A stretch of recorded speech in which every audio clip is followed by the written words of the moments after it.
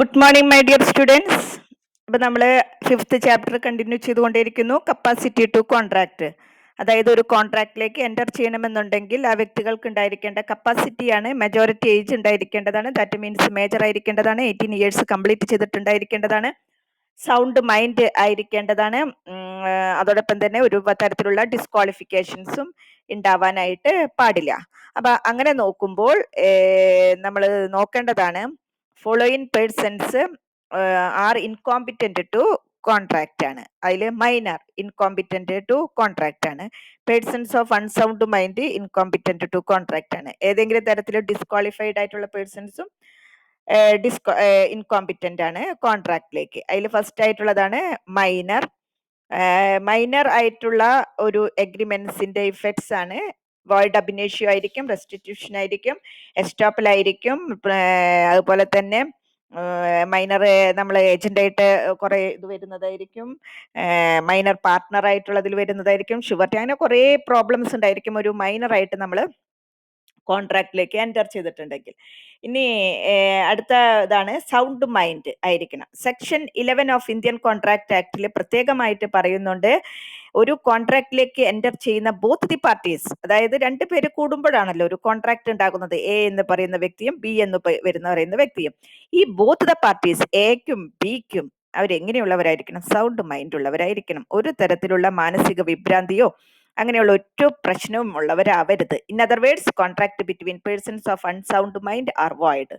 വേറെ തരത്തിൽ പറയുകയാണെങ്കിൽ, ഏതെങ്കിലും തരത്തിൽ നമ്മൾ അൺസൗണ്ട് മൈൻഡ് ആയിട്ടുള്ള ആരെങ്കിലും ഉണ്ടെങ്കിൽ അതിനെ എന്ത് ആയിട്ട് വരുന്നതായിരിക്കും? വോയിഡ് ആയിട്ട് വരുന്നതായിരിക്കും. ഇപ്പൊ എയും ബിയും ഒരു കോൺട്രാക്റ്റിലേക്ക് എൻ്റർ ചെയ്യുന്നു. എയും സൗണ്ട് മൈൻഡ് ആയിരിക്കണം, ബിയും സൗണ്ട് മൈൻഡ് ആയിരിക്കണം. ഇൻ കേസ് ഏതെങ്കിലും ഒരു കാരണവശാൽ എക്ക് അൺസൗണ്ട് മൈൻഡ് ആവുകയാണെങ്കിൽ ആ കോൺട്രാക്ട് വോയിഡ് ആയിരിക്കും, അല്ലെങ്കിൽ ബിക്ക് അൺസൗണ്ട് മൈൻഡ് ആണെങ്കിൽ ആ കോൺട്രാക്ട് വോയിഡ് ആയിരിക്കും. അപ്പോൾ അൺസൗണ്ട് ആയിട്ടുള്ള മൈൻഡ് ഉണ്ടെങ്കിൽ അവർക്ക് കോൺട്രാക്റ്റിലേക്ക് എൻ്റർ ചെയ്യാൻ പറ്റില്ല. It is his a duty to prove beyond doubt that he was of a unsound mind at the time of a making a contract. അപ്പോൾ അദ്ദേഹത്തിന്റെ ഡ്യൂട്ടിയാണ് എന്ത്? ആ കോൺട്രാക്റ്റിന്റെ സമയത്ത് എങ്ങനെയായിരുന്നു പ്രൂവ് ചെയ്യേണ്ടതാണ് അൺസൗണ്ട് മൈൻഡ് ആയിരുന്നു എന്നുള്ളതും, അല്ലെങ്കിൽ കോൺട്രാക്ട് ലേക്ക് എൻ്റർ ചെയ്യുമ്പോൾ ഞാൻ എനിക്കൊരു കുഴപ്പമുണ്ടായിരുന്നില്ല എന്നുള്ളതൊക്കെ ഏതാണോ അവിടെ പ്രൂവ് ചെയ്യേണ്ടതായിട്ട് വരുന്നത്, അത് അവരുടെ മാത്രം ഒരു റെസ്പോൺസിബിലിറ്റിയാണ്, അല്ലെങ്കിൽ ഡ്യൂട്ടിയാണ്. ഓക്കെ. ഇനി അൺസൗണ്ട്നെസ് എന്ന് പറഞ്ഞിട്ടുണ്ടെങ്കിൽ lack of capacity to understand the terms of the contract. എന്താണ് ഇവിടെ അൺസൗണ്ട്നെസ് എന്ന്? ഭ്രാന്തൊന്നല്ല ഇവിടെ ഉദ്ദേശിക്കുന്നത്. എന്താണ് അവിടെ അൺസൗണ്ട്നെസ് എന്ന് പറയുന്നത്? ആ കോൺട്രാക്റ്റിലത്തെ കാര്യങ്ങൾ ഇങ്ങനെ പറയുമ്പോൾ ചിലവർക്ക് ഉണ്ടാവല്ലോ, കുറേ പ്രാവശ്യം പറയേണ്ടി വരും അല്ലേ? ചിലർക്ക് പെട്ടെന്ന് പറഞ്ഞാൽ മനസ്സിലാകുന്നതായിരിക്കും, ചിലർക്ക് എന്തോ ഒരു ചെറിയൊരു ഇതുണ്ടായിരിക്കും, പ്രോബ്ലം ഉണ്ടായിരിക്കും. അപ്പൊ അങ്ങനെ ഏതെങ്കിലും തരത്തിലുള്ള ഒരു ചെറിയ ഒരു പ്രോബ്ലം ഉണ്ടായിട്ട് ഉള്ളതാണ് അങ്ങനെ വരുന്നത്. അപ്പൊ അൺസൗണ്ട്നെസ് എന്ന് ഇവിടെ ഉദ്ദേശിക്കുന്നത് lack of capacity to understand the terms of contract. ആ കോൺട്രാക്റ്റിന്റെ ടേംസ് ആൻഡ് കണ്ടീഷൻസ് മനസ്സിലാക്കാനായിട്ടുള്ള കഴിവ് കുറവ്.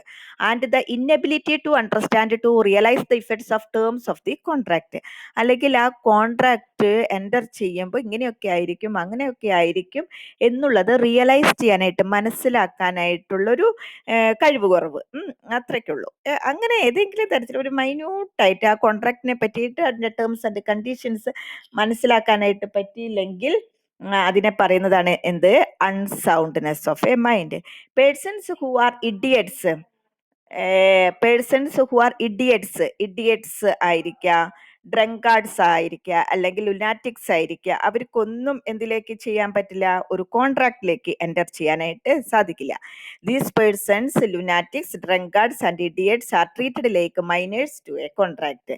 അപ്പൊ അങ്ങനെയുള്ളവരൊക്കെ ഏത് തന്നെയായിട്ടാണ് കാണുന്നത്? മൈനേഴ്സ് ആയിട്ട് തന്നെയാണ് കാണുന്നത്.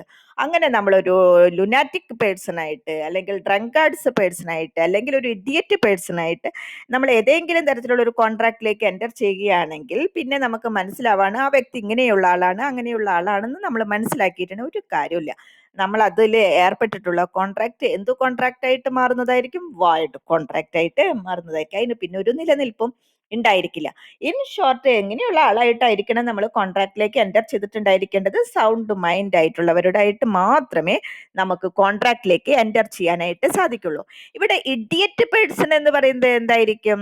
ഇപ്പൊ നമ്മൾ കൂട്ടുകാരെയൊക്കെ തമാശക്ക് ഇഡിയറ്റ് എന്നൊക്കെ വിളിക്കുന്നുണ്ടായിരിക്കില്ല. അങ്ങനെ നമ്മൾ വിളിക്കുമ്പോൾ ശ്രദ്ധിക്കുക, എന്താണ് ഈ ഇഡിയറ്റ് പേഴ്സൺ എന്ന് വെച്ചിട്ടുണ്ടെങ്കിൽ? Who is always incapable of understanding even ordinary matters. ചെറിയ ചെറിയ കാര്യങ്ങൾ പോലും ഒന്നും മനസ്സിലാവാത്ത ഒരാളെയാണ് ഇഡിയറ്റ് എന്ന് പറയുന്നത്. Idiot is A person who is always, എപ്പോഴും. അത് അപ്പൊ അതിന്റെ അർത്ഥം എന്താണ്? ഓൾവേസ് എന്ന് പറയുമ്പോൾ തന്നെ അപ്പൊ ആള് ജനിച്ചപ്പോ തന്നെ എന്തെങ്കിലും ഒരു ചെറിയ വൈകല്യത്തോടു കൂടി ജനിച്ചിട്ടുണ്ടായിരിക്കും. എന്ത് കാര്യവും ചെറിയ നിസ്സാര കാര്യമായിരിക്കും, പക്ഷെ അത് മനസ്സിലാക്കുന്നില്ല. അങ്ങനെയുള്ള വ്യക്തി, ആ ലാക്ക് ഓഫ് ബ്രെയിൻ ഡെവലപ്മെന്റ് അതായിരിക്കാം. ചിലർക്ക് ഉണ്ടാവല്ലോ, പ്രായത്തിനനുസരിച്ച് ബുദ്ധി വികസിച്ചിട്ടുണ്ടാവില്ല. അപ്പൊ അങ്ങനെയുള്ളതായിരിക്കാം. അല്ലെങ്കിൽ he has no faculties of thinking or rational judgement, ശരിക്കും ചിന്തിക്കാനോ ജഡ്ജ് ചെയ്യാനോ വിലയിരുത്താനൊന്നും കഴിവില്ലാത്ത വ്യക്തിനെയാണ് ഇഡിയറ്റ് എന്ന് പറയുന്നത്. ഇനി ഡ്രങ്കൺ ഓർ ഇൻടോക്സിക്കേറ്റഡ് പേഴ്സൺ എന്ന് പറഞ്ഞാൽ എന്താണ്? Agreements made with a person under the influence of drinks and drugs R void. കുടിച്ച് കൂത്താടി ബോധമില്ലാത്ത സമയത്ത് കോൺട്രാക്റ്റിൽ ഏർപ്പെടാം. അതുപോലെ ഡ്രഗ്, ചിലരൊക്കെ ഓരോന്നൊക്കെ കഴിക്കുന്നവരൊക്കെ ഇല്ലേ, എന്തൊക്കെയാ അതിന്റെ പേരുകളൊക്കെ? എന്തിട്ടൊക്കെയാ പറയാറ്? കുറെ സാധനങ്ങളൊക്കെ നമ്മൾ ഇപ്പൊ ഒന്നും പേപ്പറിൽ കാണുന്നില്ല അല്ലെ? അതൊന്നും ലോക്ക്ഡൌൺ ആയിപ്പോ അതൊക്കെ ഇത്തിരി കുറഞ്ഞിട്ടുണ്ട് അല്ലെ? ഈ ഡ്രഗ്സ് ഒക്കെ കഴിക്കലൊക്കെ നന്നായി അല്ലെ? കുറെയൊക്കെ ലോക്ക്ഡൌൺ ആയി ഇപ്പം. അപ്പൊ അങ്ങനെ എന്തെങ്കിലുമൊക്കെ കഴിച്ച് ബുദ്ധിയൊന്നും സ്ഥിരതയില്ലാതെ, ഒന്നും ഓർമ്മയില്ലാത്ത, ശരിക്കുള്ള കാര്യങ്ങളൊന്നും ഓർമ്മയില്ലാത്തൊരവസരത്തിൽ എന്തെങ്കിലും തരത്തിൽ ഒരു എഗ്രിമെന്റിൽ എത്തുമ്പോൾ there are treated similar to agreements with lunatics. അതും നമ്മൾ ലുനാറ്റിക് പേഴ്സൺ ആയിട്ട് ഉള്ള വ്യക്തിയായിട്ട് എഗ്രിമെന്റിൽ എത്തുന്ന പോലെ തന്നെയാണ്. അവർക്ക് കുടിച്ചു കൂത്താടി എല്ലാം കഴിഞ്ഞ് ബോധമൊക്കെ തിരിച്ചു വരുമ്പോൾ ഞാൻ അങ്ങനെയൊന്നും പറഞ്ഞില്ലല്ലോ, നിങ്ങൾ വെറുതെ പറയുന്നതാണെന്നൊക്കെ പറഞ്ഞിട്ട് ഈ ഒരു ജാതി ഭാഷ അങ്ങോട്ട് പറയും. അപ്പൊ കോൺട്രാക്റ്റിൽ വന്നവരാകെ ഇടിവെട്ടേറ്റ പോലെ, ഇതെന്താ ഇയാൾ ഇങ്ങനെ പറയുന്നത്, എന്താ അങ്ങനെ പറയണു, എന്ത് അങ്ങനെ ചെയ്യാൻ പോയത്? കുടിച്ചിങ്ങനെ ഇരിക്കുന്ന സമയത്ത് കോൺട്രാക്റ്റിൽ പോകാൻ പാടുണ്ടായിരുന്നു? അപ്പൊ അങ്ങനെ ചെയ്തിട്ടുണ്ടെങ്കിൽ ആ കോൺട്രാക്റ്റും വൈഡ് കോൺട്രാക്റ്റ് ആയിട്ട് പോകുന്നതാണ്. ഓക്കെ. ഇനി മൂന്നാമത്തെ പേഴ്സൺ ആണ് persons disqualified from contracting by any law. നിയമത്തിന്റെ മുൻപിൽ ഏതെങ്കിലും തരത്തിൽ ഒരാൾ ഡിസ്ക്വാളിഫൈഡ് ആയിട്ടുണ്ടെങ്കിൽ ആ വ്യക്തിയുമായിട്ട് നമ്മൾ എന്തെങ്കിലും തരത്തിലുള്ള കോൺട്രാക്റ്റിൽ എൻ്റർ ചെയ്യുകയാണെങ്കിൽ അതും എന്തായിട്ട് മാറുന്നതായിരിക്കും? അതും ഒരു രക്ഷയില്ല, കോൺട്രാക്റ്റും വോയിഡ് ആയിട്ട് പോകുന്നതായിരിക്കും. ആരൊക്കെയാണ് വ്യക്തികൾ? A-line enemies. എന്താണ് എലൈൻ എനിമീസ് എന്ന് പറഞ്ഞാൽ? ഫോറിനർ ആയിട്ടുള്ളത്. എലൈൻ ഈസ് എ പേഴ്സൺ എന്ന് പറയുന്നത് ഫോറിനർ ആണ്. സ്പെല്ലിംഗ് തെറ്റിയല്ലോ. ഫോറിനർ, നമ്മളുടെ രാജ്യത്തല്ലാത്ത മറ്റുള്ള വ്യക്തികളെയൊക്കെ നമ്മൾ പറയുന്നതാണ് എലൈൻ എന്ന് പറയുന്നത്. അദ്ദേഹം നമ്മളുടെ ഫ്രണ്ട് ആവാം, നമ്മളുടെ എനിമി ആകാം. എങ്ങനെയാ എനിമി ആവണം? വല്ലയിടത്തും കേൾക്കുന്ന ആൾക്കാർ നമ്മുടെ എനിമി ആവുന്നത് എങ്ങനെയാ? ആ രാജ്യമായിട്ട്, ഇപ്പൊ പാകിസ്ഥാൻ, നമ്മൾ യുദ്ധം പ്രഖ്യാപിച്ചിരിക്കുക. അപ്പൊ ചൈനയിലുള്ളവരൊക്കെ നമ്മുടെ ശത്രുക്കളാണ്. അങ്ങനെ ട്ടാ. അപ്പൊ നമ്മളും ആ രാജ്യവുമായിട്ട് വളരെ നല്ല പീസ്ഫുൾ ആയിട്ട് പോകുകയാണെങ്കിൽ, സമാധാനപരമായിട്ട് പോകുകയാണെങ്കിൽ, നല്ല സന്തോഷമായിട്ട് പോകുകയാണെങ്കിൽ അവിടെയുള്ളവരൊക്കെ നമ്മുടെ ഫ്രണ്ട്സ് ആണ്. അവർക്കൊക്കെ നമ്മൾ ഫ്രണ്ട്സ് ആണ്. പക്ഷെ നമ്മളും ഒരു രാജ്യവും തമ്മിൽ വാർ പുറപ്പെടുവിക്കാൻ തയ്യാറായിരിക്കണം. എപ്പോൾ വേണമെങ്കിലും യുദ്ധം ഉണ്ടാകാം, എപ്പോൾ വേണമെങ്കിലും പ്രശ്നങ്ങൾ ഉണ്ടാകാം. അങ്ങനെ അങ്ങനെ അങ്ങനെ അങ്ങനെ പട്ടാളക്കാർ അങ്ങോട്ട് നോക്കിയിരിക്കുന്നു, അവിടുത്തെ പട്ടാളക്കാർ ഇങ്ങോട്ട് നോക്കിയിരിക്കുന്നു. അങ്ങനെ അങ്ങനെ അങ്ങനെ ഇരിക്കുകയാണെങ്കിൽ അവിടെയുള്ളവരൊക്കെ നമ്മുടെ ശത്രുക്കളാണ്, ഇവിടെയുള്ളവരൊക്കെ അവരുടെ ശത്രുക്കളാണ്. Alien friend living in India is competent enter in a contract with Indians. നമ്മളുടെ ഒരു ഫ്രണ്ട് ആണ്, നമ്മുടെ ഇന്ത്യയിൽ താമസിക്കുന്നുണ്ട് എന്നുണ്ടെങ്കിൽ ആൾക്കൊരു കുഴപ്പമില്ല. ആൾക്ക് ഇന്ത്യക്കാരായിട്ട് എല്ലാവരുമായിട്ട് എന്ത് ചെയ്യാനായിട്ട് സാധിക്കും? കോൺട്രാക്റ്റിൽ എൻ്റർ ചെയ്യാനായിട്ട് സാധിക്കും. പക്ഷേ രണ്ട് രാജ്യങ്ങളും തമ്മിൽ യുദ്ധം പുറപ്പെടുവിച്ചാൽ ഒരു രക്ഷയുമില്ല.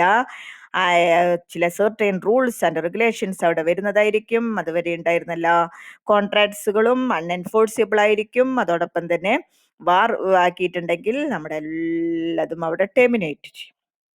വാർ അവസാനിച്ച് സമാധാനപരമായ അന്തരീക്ഷമാകുന്നത് വരെ ആ വ്യക്തിയും നമ്മളും തമ്മിലുള്ള കോൺട്രാക്റ്റുകളൊക്കെ അവിടെ ടെർമിനേറ്റ് ചെയ്യും, അല്ലെങ്കിൽ സസ്പെൻഡ് ചെയ്യും. ഓക്കെ. അടുത്തതാണ് foreign sovereigns, dignitaries, ambassadors etcetera. Foreign diplomatic staff, നമ്മളുടെ രാജ്യത്ത് ഫോറിനിലുള്ള വ്യക്തികളൊക്കെ വളരെ വലിയ വലിയ വലിയ അംബാസിഡേഴ്സും ഒക്കെ ആയിട്ട് നമ്മുടെ അവിടെ ജോലി ചെയ്യുന്നുണ്ടായിരിക്കും. അതുപോലെ തന്നെ നമ്മളുടെ ഇവിടെയുള്ളവരൊക്കെ വേറെ രാജ്യങ്ങളിലും ജോലി ചെയ്യുന്നുണ്ടായിരിക്കും. അപ്പം അങ്ങനെയുള്ളതിലൊന്നും നമുക്ക് ഒരു but we cannot file a suit against them in our courts without special sanction of the government of India. അവർക്കെതിരെയൊക്കെ നമുക്ക് എന്തെങ്കിലുമൊക്കെ ചെയ്യണമെന്നുണ്ടെങ്കിൽ നമുക്കങ്ങനെ ഓടിപ്പോയിട്ടൊന്നും ചെയ്യാൻ പറ്റില്ല. അവർ ഗവൺമെന്റ് അതോറിറ്റീസ് ആണ്. ഗവൺമെന്റ് ഓഫ് ഇന്ത്യയുടെ സ്പെഷ്യൽ സാങ്ഷനോട് കൂടിയിട്ട് മാത്രമേ അങ്ങനെയുള്ളവർക്കെതിരെയൊക്കെ എന്തെങ്കിലുമൊക്കെ നമുക്ക് ചെയ്യാൻ പറ്റുള്ളൂ. അതിനെക്കുറിച്ചൊക്കെ പ്രതിപാദിക്കുന്നതാണ് ഇന്ത്യൻ കോൺട്രാക്ട് ആക്ടിലെ സെക്ഷൻ 84 ടു സെക്ഷൻ 87 വരെ ഈ ഫോറിൻ സോവറിങ്സിനെതിരായിട്ടുള്ള സ്യൂട്ട്സിനെ കുറിച്ചൊക്കെയാണ് സംസാരിക്കുന്നത്.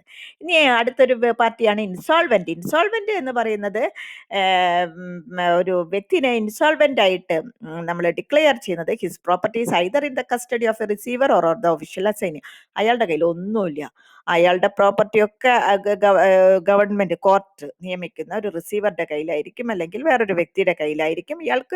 ഇയാളുടെ ആണെന്ന് പറഞ്ഞിങ്ങനെ നടക്കാനേ പറ്റുള്ളൂ, ഇയാൾക്ക് അതൊന്നും ചെയ്യാനായിട്ട് സാധിക്കില്ല. അപ്പൊ അങ്ങനെയുള്ളതാണ് this disqualification is removed when the court issues are, കോർട്ടിലത്തെ പ്രോബ്ലംസ് ഒക്കെ കഴിഞ്ഞിട്ടുണ്ടെങ്കിൽ ഇതൊക്കെ തീരും. അപ്പൊ പിന്നെ അയാൾക്ക് പിന്നെ കോൺട്രാക്റ്റിലൊക്കെ എൻ്റർ ചെയ്യാം. പക്ഷെ ആൾക്ക് ഇൻസോൾവെന്റ് ആയിട്ട് അയാളുടെ സ്വത്തുക്കളൊക്കെ റിസീവറുടെ ഭരണത്തിൽ കീഴിലാണെങ്കിൽ അയാൾക്ക് ഒന്നും ചെയ്യാൻ പറ്റില്ല. ഇനി അടുത്താണ് corporations and companies. Corporations and companies എന്ന് പറയുന്നത് നമ്മൾ ഫിനാൻഷ്യൽ അക്കൗണ്ടിങ്ങിലൊക്കെ പഠിക്കുന്നുണ്ട്. അവര് പേഴ്സൺസ് ആണ്. അവർ എങ്ങനെയുള്ള പേഴ്സൺസ് ആണ്? സ്പെല്ലിംഗ് തെറ്റിയല്ലോ.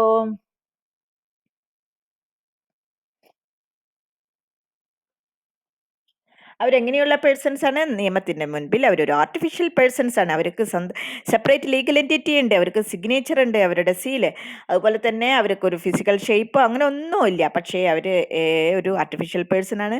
അവർക്ക് എന്ത് ചെയ്യാനായിട്ട് സാധിക്കും? കോൺട്രാക്റ്റിൽ എൻ്റർ ചെയ്യാൻ പറ്റും. ആ കമ്പനിയുടെ പേരിൽ കോൺട്രാക്റ്റിൽ എൻ്റർ ചെയ്യാൻ പറ്റും. ഇനി കൺവിൻസ് എന്ന് പറയുന്നത് കുറേ നാൾ ജയിലിലൊക്കെ, ഇപ്പൊ സ്വപ്ന, ഇപ്പോഴത്തെ ഇതിൽ സ്വപ്ന, സരിത്ത്, പിന്നെ എന്തിട്ട് ആരൊക്കെയാണ്, സന്ദീപ്, അവരൊക്കെ അല്ലെ. അവരൊക്കെ ആയിട്ട് ഒരു കോൺട്രാക്റ്റിൽ എൻ്റർ ചെയ്യാൻ പറ്റും. അവര് ഒക്കെ പുള്ളി എന്താ പറയാ, നിയമത്തിന്റെ മുൻപിൽ അവർ കുറ്റക്കാരാണ്. അത് തെളിഞ്ഞു കഴിഞ്ഞിട്ടുണ്ടെങ്കിൽ അങ്ങനെയുള്ളവരായിട്ടൊന്നും നമുക്ക് കോൺട്രാക്ട്. അപ്പൊ അങ്ങനെയുള്ളവരെയാണ് കൺവിൻസ് എന്ന് പറയുന്നത്. ഇംപ്രിസൺമെന്റ് കിട്ടുന്നവര്, അങ്ങനെയുള്ളവർ. Once they are out of prison on expiry of their sentence they can enter into a contract. അങ്ങനെ കുറ്റമൊക്കെ ചെയ്ത് തടവിലൊക്കെയാണ്, തടവ് ശിക്ഷയൊക്കെ കഴിഞ്ഞ് ജീവപര്യന്തം 12 വർഷമൊക്കെ ശിക്ഷയൊക്കെ കഴിഞ്ഞ് പുറത്ത് വന്നു വിചാരിച്ചിട്ട് പിന്നെയും അയാൾ അങ്ങനെ കാണാൻ പാടില്ല. പിന്നെ അയാൾ സാധാരണ പേഴ്സൺ ആണ്. അയാൾ കുറ്റമൊക്കെ ചെയ്തതിനൊക്കെ ശിക്ഷ അനുഭവിച്ചു, അയാൾക്ക് അതിലൊക്കെ ദുഃഖമുണ്ട്, അയാൾ നല്ല വ്യക്തിയായിട്ട് മാറുന്നു, പിന്നെ പ്രശ്നമൊന്നുമില്ല, നമുക്ക് അയാളായിട്ട് നല്ല ഒരു കോൺട്രാക്റ്റിലേക്ക് എൻ്റർ ചെയ്യാനായിട്ട് സാധിക്കും. അതുവരെ പറ്റില്ല. കഴിഞ്ഞോ?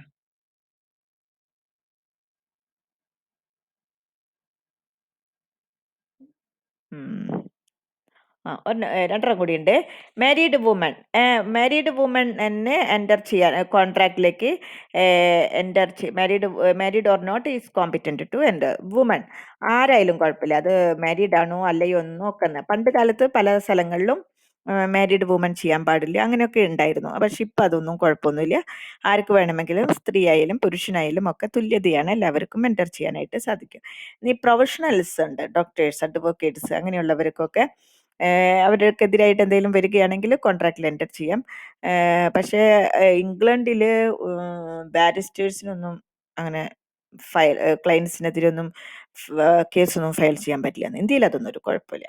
അപ്പം ഇതൊക്കെയാണ് ഡിസ്ക്വാളിഫൈഡ് പേഴ്സൺസ്. അപ്പം കപ്പാസിറ്റി ടു കോൺട്രാക്ട് ആരൊക്കെയാണ്? കപ്പാസിറ്റി മൈനേഴ്സിന് പാടില്ല, അൺസൗണ്ട് മൈൻഡ് ഉള്ളവർ പാടില്ല, ഡിസ്ക്വാളിഫൈഡ് ആയിട്ടുള്ളവർ പാടില്ല. അപ്പം മൈനേഴ്സ് ആയിട്ടുള്ള കോൺട്രാക്റ്റിൽ എൻ്റർ ചെയ്തിട്ടുണ്ടെങ്കിൽ പ്രോബ്ലംസ് ഉണ്ടായിരിക്കും. അൺസൗണ്ട് മൈൻഡ് ഉള്ളവരായിട്ട് കോൺട്രാക്റ്റിൽ എൻ്റർ ചെയ്ത പ്രോബ്ലംസ് ഉണ്ടായിരിക്കും. ഡിസ്ക്വാളിഫൈഡ് ആയിട്ടുള്ളവർ എൻ്റർ ചെയ്തിട്ടുണ്ടെങ്കിൽ പ്രോബ്ലം ഉണ്ടായിരിക്കും. ടീച്ചർക്ക് ഭയങ്കര കോൾഡ് ആയിരുന്നു കേട്ടോ, അതുതന്നെ നിങ്ങളുടെ പരീക്ഷ പേപ്പർ നോക്കിയിട്ടില്ല. ഞാൻ ഇന്ന് നാളെയായിട്ട് നിങ്ങളുടെ മാർക്ക് ഞാൻ തരാം കേട്ടോ. Okay, thank you my dear students.